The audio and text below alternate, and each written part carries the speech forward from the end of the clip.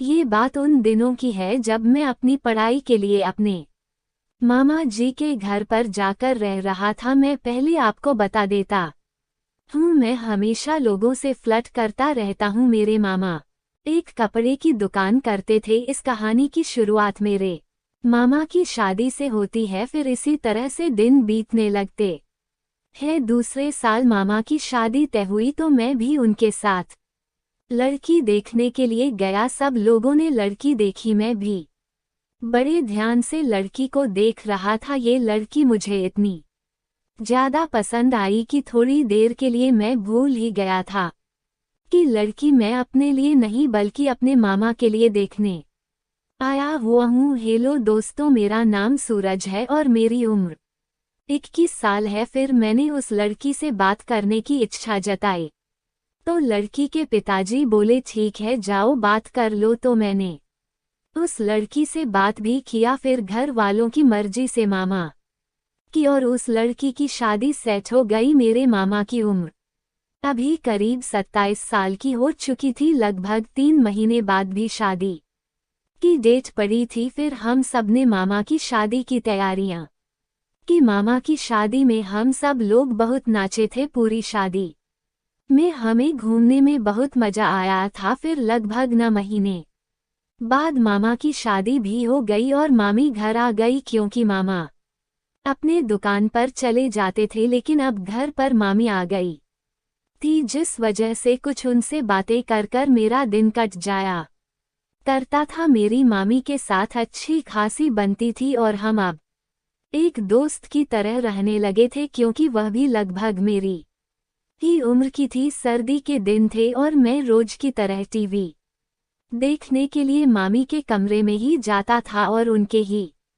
Bed पर आराम से बैठकर टीवी देखता रहता था। एक दिन मैं ऐसे ही टीवी देखते देखते सो गया था। मम्मी अपना काम खत्म करके अपने कमरे में आई और बिना मुझे डिस्टर्ब किए हुए दूसरी तरफ जाकर लेट गई। नींद में करवट लेकर कब मैं उनकी तरफ चला गया मुझे कुछ पता ही नहीं चला। जब मेरी नींद खुली तो मैंने देखा कि मामी का शरीर पूरी तरह तप रहा था। मुझे समझ ही नहीं आया कि इनको बुखार है। मैंने मामी को जगाया और बोला मामी आपको बुखार है तो मुझे बताना था। फिर मैं बाहर से पानी लाया और फिर मैं उन्हें दवाई दे दी। फिर मामी सो गई और मैंने उनके सर पर पट्टी भी रख दिया, जिससे कुछ ही समय के बाद उनका बुखार तुरंत कम हो गया और थोड़ी देर बाद उतर गया। लेकिन मेरा इरादा भी अब बदलने लगा था, क्योंकि वह बिल्कुल ही मेरे पास थी, इसलिए मैं उनको देखने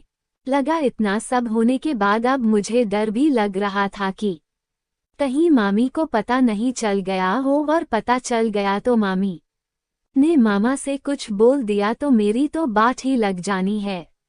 लेकिन मामी ने ना तो मुझसे कुछ कहा और ना ही मेरे मामा से कुछ बोला, तो ये तो मेरे लिए ग्रीन सिग्नल था। ये पक्का हो गया था कि मैं सुरक्षित हूं। पर अब मामी से बात करने का तरीका और मुझे बताव कुछ बदला सा लग रहा था। जैसा कि मैंने आपको बताया था कि मामा एक दुकान चलाते थे, तो किसी काम के सिलसिले में उन्हें 2-3 दिन के लिए शहर से बाहर जाना था। अब तो हम दोनों 2 दिन साथ ही रहने वाले थे, क्योंकि मामा बोलकर गए थे तुम अपने बिस्तर ऊपर ही लगा लेना, मैं 2 दिन के लिए काम से बाहर जा रहा हूँ। अगर कुछ भी सामान की जरूरत पड़े तो बाजार से लाकर अपनी मामी को दे देना, और हाँ तुम लोगों को अगर कोई भी दिक्कत होगी तो मुझे बताना। तो मैंने कहा ठीक है मामा जी आप जाइए, मैं सब देख लूंगा। फिर मेरे मामा चले गए। फिर इसी तरह से दिन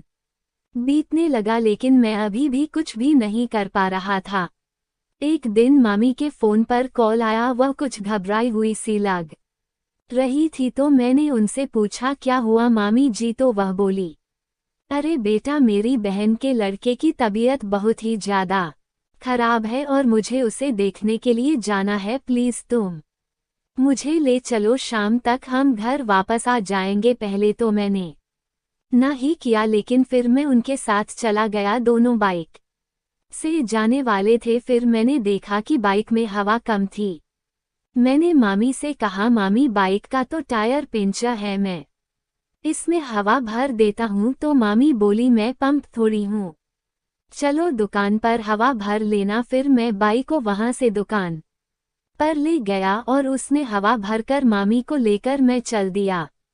रास्ते में हम दोनों बातें करते हुए ही जा रहे थे। मामी बोली और बेटा कोई सेटिंग वेटिंग किए हो या नहीं, बस इसी तरह पड़े हो? मैंने कहा नहीं मम्मी, कौन और बदनसीब होगा जो मुझे मिलेगी। यही सब बातें करते करते हम हॉस्पिटल आ गए। फिर मामी हॉस्पिटल के लिए अंदर चली गई और उनको हॉस्पिटल में गए हुए लगभग 2 घंटे होने के बाद वह वापस आई। तो मैंने उनसे पूछा कि बच्चे की तबीयत कैसी है, तो वे बोली अब उसकी तबीयत ठीक है, ये लोग कल तक घर चले जाएंगे और तुम बाइक निकालो, अब घर चलते हैं। फिर मैंने बाइक निकाली। उन्होंने एक बात कहकर तो मेरी पूरी जिंदगी ही बदल दी। उन्होंने मुझसे कहा तुम अब जल्दी से घर चलो, मुझे तुमसे एक जरूरी काम है। मुझे लगा आज तो मेरी लॉटरी लग जाएगी। फिर मैं वहां से निकल गया। हम दोनों बीच रास्ते में ही जा रहे थे, तभी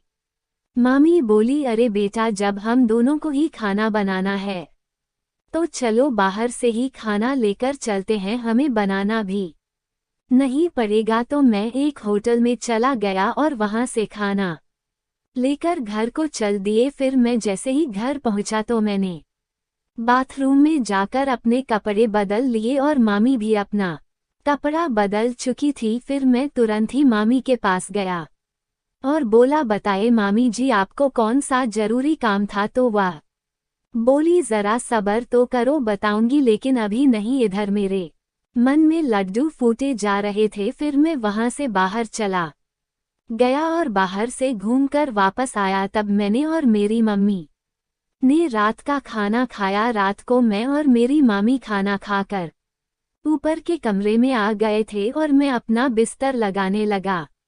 मैं बोला मामी आप सो जाओ, मैं थोड़ी देर टीवी देखूंगा। तो मामी बोली कोई बात नहीं, आज साथ में टीवी देखते हैं।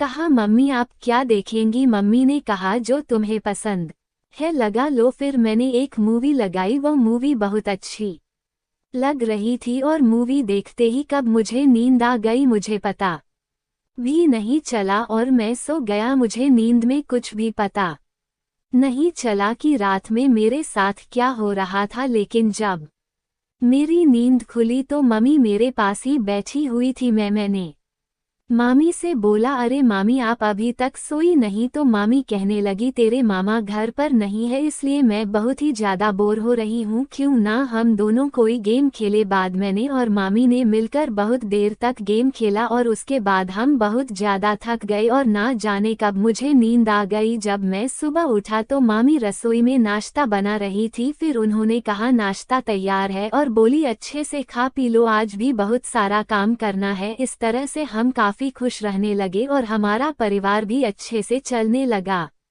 इस कहानी के सभी पात्र और घटनाएं काल्पनिक है। इसका किसी की जिंदगी धर्म समुदाय से कोई संबंध नहीं है। अगर इसका किसी की जिंदगी से मेल होता है तो यह एक संयोग माना जाएगा। हमारा मकसद किसी की भी भावना को ठेस पहुंचाना बिल्कुल नहीं है। तो दोस्तों आप लोगों को ये कहानी कैसी लगी कमेंट करके जरूर बताइएगा और वीडियो को लाइक और सब्सक्राइब करना मत भूलिएगा। वीडियो को पूरा देखने के लिए आप लोगों का बहुत बहुत धन्यवाद।